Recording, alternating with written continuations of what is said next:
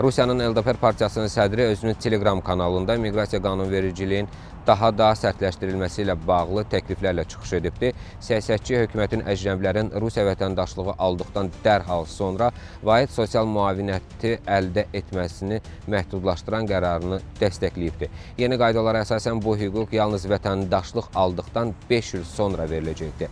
Partiya sədri bildirir ki, bu addım miqrasiya siyasətində yalnız ilk mərhələdir və qanunvericiliyin daha da sərtləşdirilməsinə ehtiyac var. O, Rusiya vətəndaşlığının alınması üçün ölkədə minimum yaşayış müddətinin hazırki 5 ildən 10 ilə qaldırılmasını təklif edib. Onun fikrincə, yalnız Rusiya Müdafiə Nazirliyi ilə ən azı 2 il müqavilə əsasında xidmət etmiş şəxslər üçün sadələşdirilmiş prosedur saxlanılmalıdır.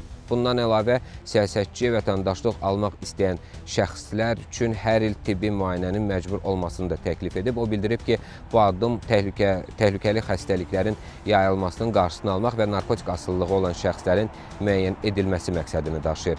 Partiya sədri həmçinin dövlət mənzil sertifikatlarının yalnız vətəndaşlıq aldıqdan 10 il sonra verilməsini də təklif edib. O, paylaşımın sonunda qeyd edib ki, dövlət siyasətində prioritet ilk növbədə Rusiya vətəndaşlarının maraqları olmalıdır.